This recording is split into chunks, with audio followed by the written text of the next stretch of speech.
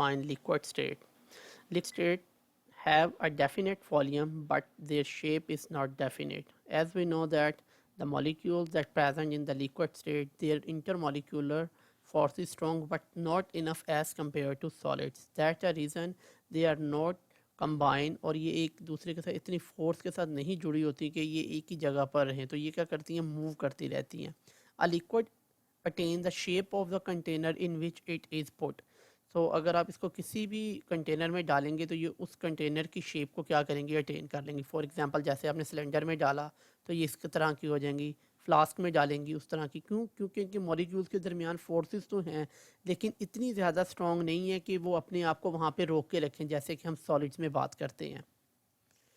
Typical properties of liquids. So let's see about evaporation or what is evaporation. The process of changing of a liquid into a gas phase is called evaporation. इसमें क्या होता है कि एक liquid convert कर जाता है किसमें, लिक्विड से गैस में. ठीक है, ये कन्वर्जन है. ठीक है, जिसमें वो एक फेज से दूसरे फेज में चला जाता है.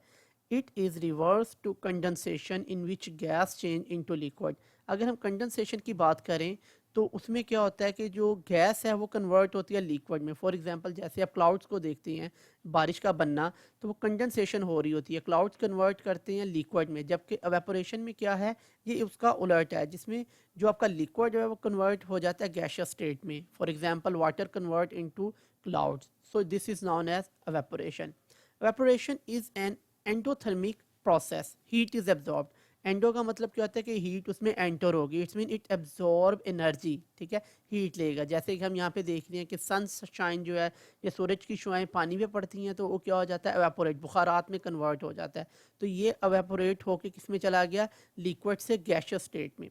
सच as when 1 mole of water in liquid state is converted into vapour form.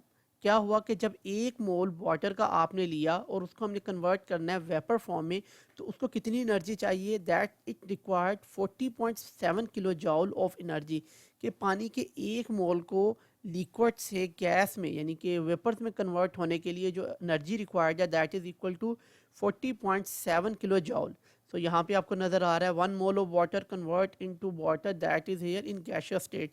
So the energy is required that is equal to 40.7 kilojoule per mole.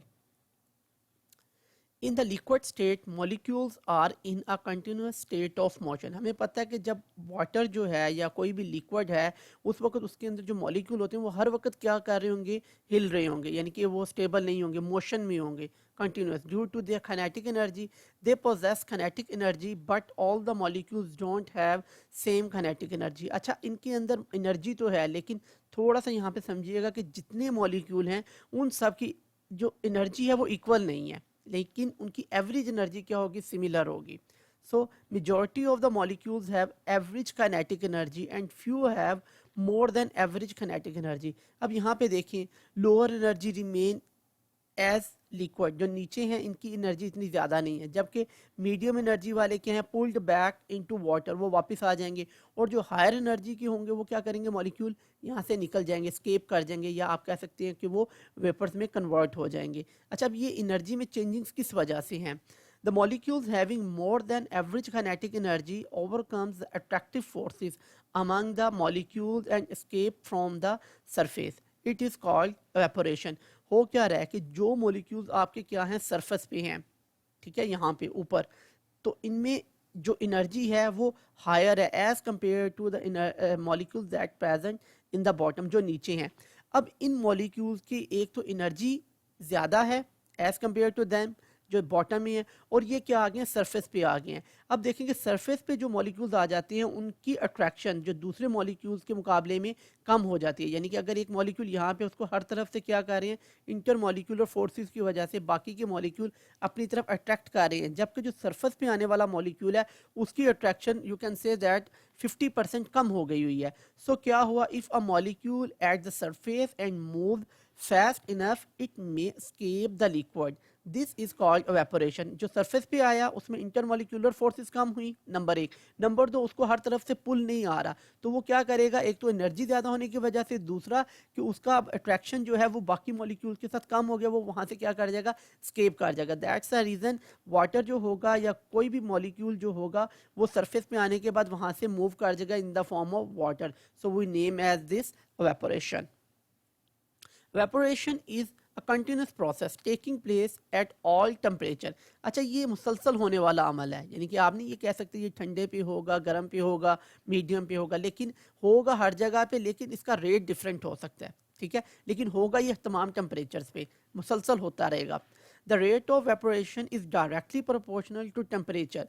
लेकिन अगर आप टेम्परेचर की बात करते हैं तो ये उसके डायरेक्टली प्रोपोर्शनल होगा। जैसे ही हमने टेम्परेचर इंक्रीज किया, वेपोरेशन बढ़ जाएगी। फॉर एग्जांपल यहाँ पे क्लाउड्स हैं और ये आपने वाटर रखा हुआ, it's mean temperature is lower here as compare to this side.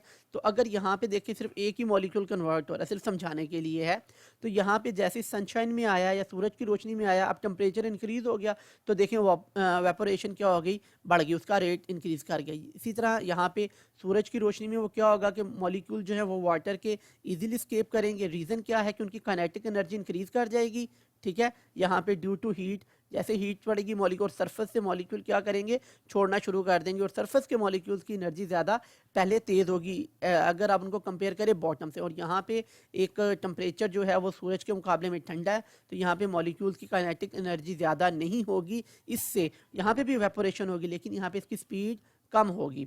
It increase with increase the temperature because of increase in kinetic energy of the molecule. जैसे कि हमने पहले भी इस चीज़ पे डिस्कस कर लिया कि जैसे ही kinetic energy इंक्रीज करेगी तो मॉलिक्यूल्स में जो है वो मोशन बढ़ जाएगी, और उसकी वजह से उनमें evaporation भी क्या कर जाएगी, इंक्रीज कर जाएगी। So it's directly proportional to temperature. If temperature increase, evaporation also increase. Evaporation is a cooling process. ये बड़ी अहम बात है, इसको ध्यान में रखिएगा। जहाँ पे वेपोरेशन होगी वहाँ पे कूलिंग होगी। So we name has it is a cooling process. When the high kinetic energy molecules vaporise, the temperature of remaining molecules falls down. ये बिल्कुल उसी तरह से ही है जिस तरह के अगर आप कहें कि एक क्लास में शरारती बच्चा होगा, वो तमाम के साथ शरारतें कर रहा होगा, जैसे ही हम उसको बाहर निकालते हैं तो बाकी क्लास सुकून में आ जाएगी। बिल्कुल वैसे ही fast moving molecule high kinetic energy near the surface may escape, whereas slow molecules left behind, जो ज़्यादा एनर्जी वाले मॉलिक्यूल्स होंगे वो क्या करेंगे, लिक्विड में से स्केप कर जाएंगे। अब एनर्जी ज़्यादा क्यों है, हमें पता है कि हीट की वजह से। अब इन्होंने हीट एब्जॉर्ब की, हीट की वजह से इनकी एनर्जी ज़्यादा हो गई। अब ये यहाँ से स्केप करके, इसकी वजह से जो पीछे के मॉलिक्यूल रह जाएंगे उनका टेम्परेचर क्या हो जाएगा, ठंडा हो जाएगा, या वो एनर्जी उनकी कम होगी, और वो क्या करेंगे, वहाँ पे कूलिंग काज करेंगे। जैसे बच्चे को बाहर निकाल दिया क्लास से तो बाकी क्लास कोन में आ गई। To compensate this deficiency of energy, the molecules of liquid absorb energy from the surrounding. अब इस एनर्जी को कंपनसेट करने के लिए, ज़ाहिर है हायर एनर्जी वाले तो निकल गए, अब जो बाकी के जो मॉलिक्यूल हैं उनको भी तो एनर्जी चाहिए, वो क्या करेंगे, बाहर से एनर्जी लेंगे। जैसे ही इन्होंने सराउंडिंग से एनर्जी ली, उसके नतीजे में क्या होगा, इनका अपना टेम्परेचर गिर जाएगा, ये फॉल्स होगा, और ये वहाँ पे कूलिंग काज करेंगे। As a result, the temperature of surroundings decrease and we feel cooling. The example, when we put a drop of alcohol on palm, the alcohol evaporates and we feel cooling effect. बिल्कुल इसी तरह से जैसे ही आप एक alcohol का कतरा या ड्रॉप अपने हाथ के ऊपर गिराते हैं तो उससे क्या होता है कि उस वहाँ से वो एवेपोरेट कर जाता है। अब जब वो वहाँ से एवेपोरेट किया, क्योंकि इसकी काइनेटिक एनर्जी बहुत ज़्यादा है, तो जैसे ही उसने वहाँ से एवेपोरेट किया, उसके नतीजे में क्या हुआ कि इसके इर्द गिर्द के जितने भी मॉलिक्यूल थे वो क्या आए, स्किन पे आए, और यहाँ पे उन्होंने स्किन की एनर्जी को क्या किया, कंपनसेट किया। अब आपको फिर क्या होगा, वहाँ पे कूलिंग फील होगी, क्योंकि वहाँ से वो वाले मॉलिक्यूल वेपोरेट कर जाएंगे और कुछ मॉलिक्यूल वो स्किन की सरफेस से भी ले जाएंगे, इसकी वजह से अब वहाँ पे कूलिंग काज हो जाएगी। यही रीज़न हम देखते हैं मड में भी, evaporation through small holes of pot cold water. So अगर स्टील में देखते हैं तो no holes, no evaporation, so there in this steel you can say that it's become hot water here. Evaporation depend upon following factors. अब evaporation पे कुछ factors depend करते हैं, तो उनको वन बाय वन हम डिस्कस करेंगे। तो first factor is here surface area. Evaporation is a surface phenomenon, इसमें सरफेस जो है वो बहुत ज़्यादा क्या करेगी, अफेक्ट करेगी। Greater is surface area greater is evaporation and vice versa. अब क्या हो रहा है कि जैसे ही हम सरफेस को बढ़ा देते हैं, जैसे एरिया हमने बड़ा किया, ठीक है, अब मॉलिक्यूल्स को ज़्यादा तादाद जो है वो क्या होगी, सरफेस पे आ जाएगी, अब उसको वहाँ से स्केप करने में आसानी होगी। अगर आप यहाँ पे स्मॉलर सरफेस एरिया में देखें या लोअर सरफेस एरिया में देखें तो लेयर जो हैं वो अमाउंट में क्या है, ज़्यादा हैं, और जो ऊपर वाली लेयर है उसका एरिया कम है। लेकिन जैसे ही हमने सरफेस एरिया इंक्रीज़ किया, नंबर ऑफ मॉलिक्यूल्स इंक्रीज़ हो गए जो कि अपर लेयर में आ गए, ठीक है। अब इनको क्या होगा, यहाँ से निकलने में ज़्यादा आसानी होगी, क्योंकि जो हायर एनर्जी होगी वो ज़्यादा ऊपर आ जाएगी। यहाँ पे ये दबे हुए हैं, एक जाएगा तो फिर दूसरा आएगा, लेकिन यहाँ पे वो मैक्सिमम, और आप कह रहे हैं कि डबल हो गया। So larger the surface area you can say that evaporation become more. For example, sometimes the surface area is used if tea is to be cooled quickly. तो हम चाय को ठंडा करने के लिए भी ये वाला तरीकाकार अपनाते हैं, जिसमें क्या करते हैं हम, this is because evaporation from the larger surface area of the source is more than that from the smaller surface area of the teacup. तो हम इसका इस्तेमाल करते हैं, ठीक है। तो इसमें क्या करते हैं, जैसे ही हम इसमें चाय डालते हैं तो सरफेस एरिया उसका बढ़ जाता है। अगर हम उसको कंपेयर करें कप से, तो यहाँ से एवेपोरेशन क्या हो जाएगी, और ज़्यादा क्विकली हो जाएगी। तो स्पीड, और आप कह सकते हैं कि rate of evaporation also increase when we going to increase the surface area. So it's also very easy to understand. Now the second is here temperature.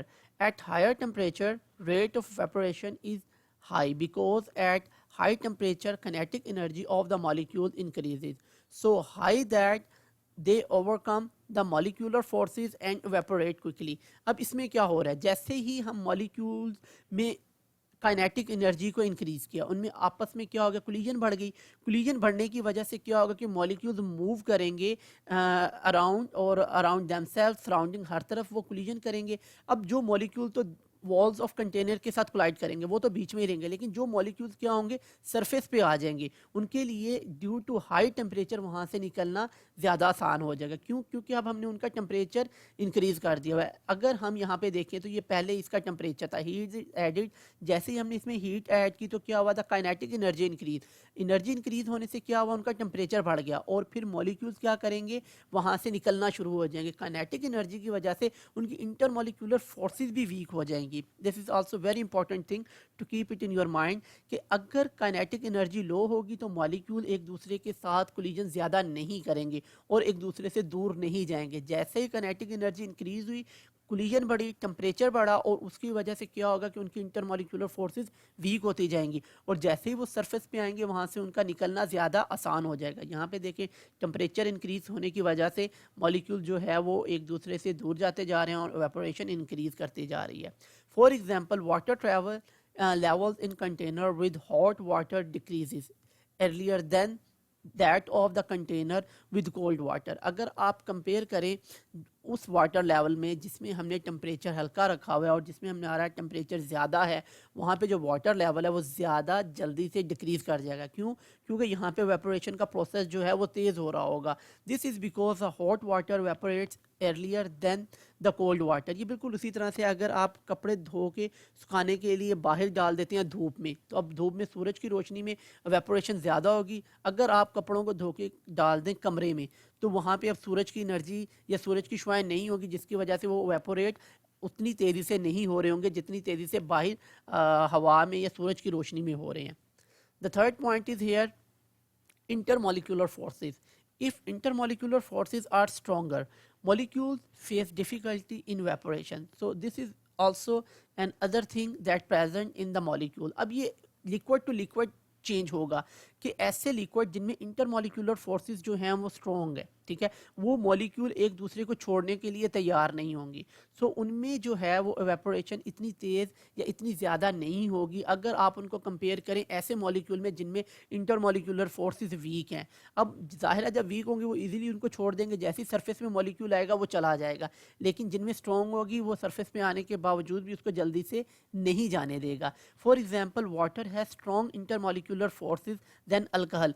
अगर आप अल्कोहल और वाटर में कंपेयर करें इंटरमॉलिक्यूलर फोर्सेस के, तो यहाँ पे देखें अल्कोहल में सिर्फ ये हाइड्रोजन की और ऑक्सीजन के दरमियान इंटरमॉलिक्यूलर फोर्सेस है, और आप कह सकते हैं कि एक मॉलिक्यूल जो है वो सिर्फ एक या दो के साथ इंटरमॉलिक्यूलर या हाइड्रोजन बॉन्डिंग बना रहा है। लेकिन अगर आप वाटर मॉलिक्यूल में बात करते हैं इंटरमॉलिक्यूलर फोर्सेस को, यहाँ पे देखिए 1 2 3 4, एक मॉलिक्यूल मिनिमम 4 नंबर ऑफ जो हैं वो इंटरमॉलिक्यूलर फोर्सेस या हाइड्रोजन बॉन्डिंग क्रिएट कर रहा है। तो it's you can say that double compare to alcohol, therefore alcohol evaporate faster than water. तो यही वजह है कि अल्कोहल जो है वो ज़्यादा एवेपोरेट हो जाती है वाटर की निस्बत में। क्यों? क्योंकि अल्कोहल में इंटरमॉलिक्यूलर फोर्सेस वीक हैं वाटर के मुकाबले में।